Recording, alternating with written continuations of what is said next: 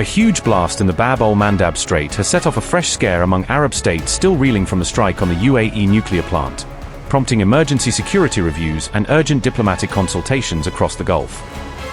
The Red Sea stunner has sent oil markets into shock, with traders and ministers scrambling to price in the risk of further disruptions and asking whether total wipeout of key shipping routes could follow if attacks persist.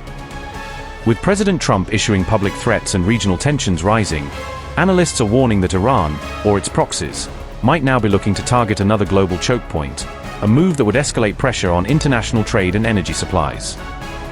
A powerful explosion occurred on May 18 near the Bab al Mandab Strait in the Red Sea, according to reports that described a sudden, large blast which immediately triggered emergency responses from nearby ports and naval units. The blast reports have heightened fears of shipping disruption amid already tense regional conditions and spiking oil costs, prompting traders and governments to reassess transit risks and contingency plans for alternative routes. The Bab al Mandab Strait is one of the world's most vital shipping lanes, handling a large share of merchant traffic between Europe and Asia and serving as a choke point whose security is essential to global trade flows. The strait bridges the Mediterranean Sea and the Indian Ocean via the Suez Canal, forming a critical segment of the north-south maritime corridor that links Europe with South and East Asia. The importance of the Bab al Mandab has increased since Iran's effective closure of the Strait of Hormuz, because any sustained disruption at Hormuz pushes more traffic and strategic focus onto alternative choke points such as the Red Sea passage. Both Iran and the United States have effectively blockaded the Strait of Hormuz amid a fragile ceasefire, actions that have amplified global concern about maritime security and the robustness of energy supply lines.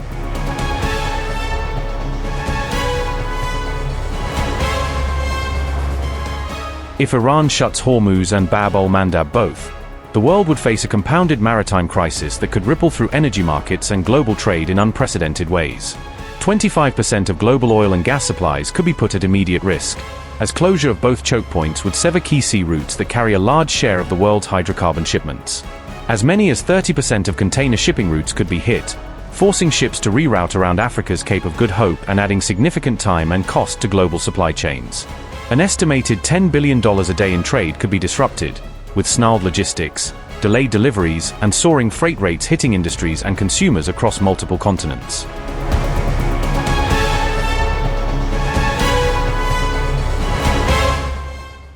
Iran said on May 17 that it is holding talks with Oman about the Strait of Hormuz, focusing on issues related to maritime traffic and security. Officials from Iran and Oman held expert-level consultations in Muscat last week on shipping safety in the strategic waterway. Iran's foreign ministry stated that the two sides are working on a new mechanism to facilitate commercial ship traffic through the Strait of Hormuz. The ministry added that both Iran and Oman have a shared responsibility to ensure the safe passage of vessels transiting the strait. Iran also insisted that it holds no hostility toward regional countries, explicitly mentioning the United Arab Emirates. At the same time, Tehran warned its Gulf neighbors about what it called plots by external powers operating in the region. Iranian officials urged regional states to remain vigilant and stay alert against foreign interference in their affairs. Iran further said it is closely monitoring its neighbors' contacts and visits with Israel, signaling concern over any deepening ties. These comments came after massive explosions were reported in the UAE capital, Abu Dhabi, on May 17, heightening tensions around the Gulf. Al Jazeera reported that a drone attack near the Barakah nuclear power plant ignited a fire in its vicinity, raising immediate security concerns. The drones reportedly targeted the electrical generator at the Barakah nuclear power plant in the Al Dhafar region of Abu Dhabi. Despite the incident, reports stated that the plant continues to operate normally and that radiological safety levels have not been affected. The episode came just hours after a close aide to Mojtaba issued a chilling warning directed at Gulf states on May 16, linking the blast to a rapidly escalating regional climate. Mokbar said, quote, "Iran looked upon them for years as friends and brothers, but they, by pre-selling their sovereignty, even placed their soil and homes at the disposal of the enemies of Palestine and Iran." The Islamic Republic's response to the CENTCOM's rented outposts in the recent all-out war was not full-scale, but certainly, this restraint is not perpetual. Unquote. According to this report, shortly after U.S.-Israeli strikes began, Abu Dhabi pressed its neighbors to join a broader regional response, trying to turn limited retaliation into a Gulf-wide front against Tehran. Mohammed bin Zayed personally urged Saudi Arabia and Qatar to participate in a joint answer to Iranian attacks, arguing that only a united wall of states could deter further strikes. MBZ is reported to have believed that if the Gulf stood together, politically and militarily, Iran would think twice before firing on oil terminals, towers, and airports again. Instead, key partners including Saudi Arabia and several other Gulf states refused to sign up to a retaliatory campaign, judging that escalation carried more risks than benefits. Some leaders are even said to have told MBZ bluntly that this was not their conflict, signaling they were unwilling to be dragged deeper into a fight they saw as primarily US-Iranian.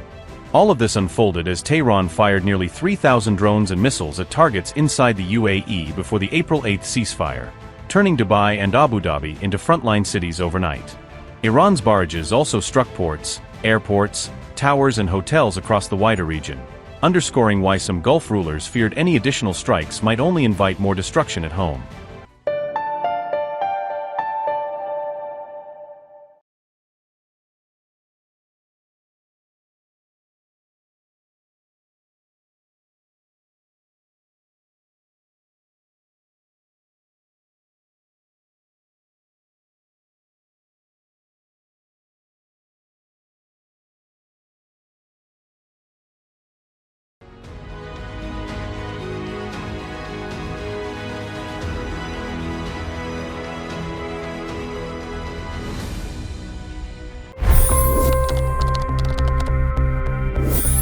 $25 crore गरीब गरीबी को परास्त करके बाहर निकले। For the good of our nation, let's work together and let's truly make America great again. The fastest news breaks. Requested PM saying that we will have to speak to Putin and to Zelensky. The biggest newsmakers. The relationship with India is probably the most important bilateral relationship the US will have for the rest of this century.